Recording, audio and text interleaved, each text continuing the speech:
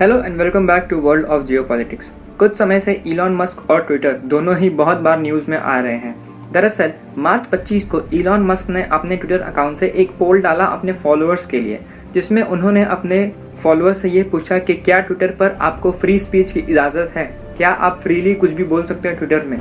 जिसमें ऑलमोस्ट आधे से ज़्यादा लोगों ने ये कहा कि ट्विटर में फ्री स्पीच ऑलमोस्ट ख़त्म होने वाली है। जिसके बाद इलॉन मस्क को आइडिया आया और उन्होंने ट्विटर का 9.25% स्टेक खरीद लिया। जिसके बाद उन्हें एक जगह तो मिल गई बोर्ड ऑफ डायरेक्टर्स में, मगर ये जगह अभी भी उतनी पावरफुल नहीं थी कि वो बोर्ड ऑफ डायरेक्टर्स के साथ बैठ के बात करे और कोई भी इंपॉर्टेंट डिसीजन ले ट्विटर के लिए। कुछ समय बाद ही ये जब स्टेक उन्होंने खरीदा, उन्होंने बहुत बार ट्विटर में बहुत सारे पोल्स किए और अपनी फॉलोअर्स से बहुत कुछ सजेशंस लिए कि क्या ट्विटर में चेंज किया जा सकता है और क्या नहीं किया जा सकता है।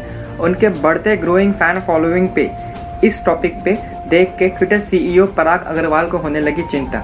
जिसके बाद उन्होंने इलॉन मस्क को ये ऑफर किया कि वो एट मैक्सिमम ट्विटर का सिर्फ 14.9% स्टेक ही खरीद सकते हैं और उससे ज़्यादा वो नहीं खरीद सकते हैं।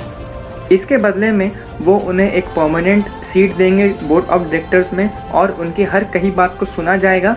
अच्छी होगी तो इम्प्लीमेंट किया जाएगा, बट अगर अच्छी नहीं होगी और बोर्ड को पसंद नहीं आएगी तो वो बात इम्प्लीमेंट नहीं की जाएगी। फिर ये डील ऑलमोस्ट फाइनल हो गई और जिस दिन ये डील का ट्रांजैक्शन होने वाला था उसी दिन सुबह इलॉन मस्क ने ये ऐलान किया कि वो ये डील लेना ही नहीं चाहते और उन्होंने सीधा ये कहा कि वो पूरी तरह से ट्विटर को ही खरीद लेंगे और उन्होंने ट्विटर को खरीदने के लिए $43 बिलियन का ऑफर रखा उनके बोर्ड के सामने। जिसके बाद हुआ क्या कि ट्विटर का बोर्ड बहुत बुरी तरह से फंस गया, क्योंकि ट्विटर के बोर्ड ऑफ डायरेक्टर्स को अपने शेयर होल्डर्स के प्रति एक बहुत अहम भूमिका निभानी है। जो भूमिका ये है कि उसके बोर्ड ऑफ डायरेक्टर्स को हमेशा कंपनी के हित में और शेयर होल्डर्स के फेवर में काम करना है। और अगर देखा जाए तो इलॉन मस्क का ट्विटर को खरीदना उनके शेयर होल्डर्स के लिए बहुत ही फायदेमंद होता, क्योंकि इनके नेतृत्व के अंडर ट्विटर बहुत आगे जाता और शेयर का प्राइस भी बढ़ता। तो चाहे या ना चाहे भी उसके बोर्ड ऑफ डायरेक्टर्स को ज़बरदस्ती ये ऑफर एक्सेप्ट करना ही पड़ा। अब थोड़ी सी चर्चा करते हैं कि इलॉन मस्क के दिमाग में आके ट्विटर के फ्यूचर के लिए क्या विजन है। इलॉन मस्क ने खुलेआम ट्विटर पर पहले ही बोल दिया है कि उन्हें ट्विटर के बोर्ड ऑफ डायरेक्टर्स या फिर उनके मैनेजमेंट टीम पर रत्ती भर का भी भरोसा नहीं है, क्योंकि उनके मैनेजमेंट टीम अच्छा काम नहीं कर रही है। ट्विटर जो पैसा बना रही है वो भी सफिशिएंट नहीं है और इलॉन मस्क चाहते हैं कि वो बहुत सारे एल्गोरिदम और बहुत सारे कंप्यूटर प्रोग्राम्स में चेंज करें ताकि फ्री स्पीच को सही से जगह मिल सके ट्विटर पर।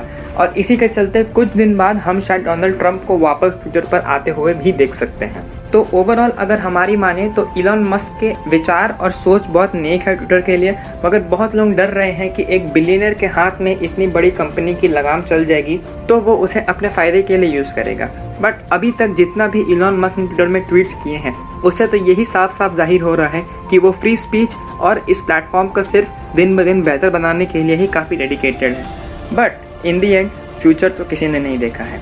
तो इस वीडियो के लिए इतना ही। अगर आपको वीडियो पसंद आई हो तो प्लीज़ हमारे चैनल को ज़रूर सब्सक्राइब करें और हमें अपना सपोर्ट दिखाएं। Thank you.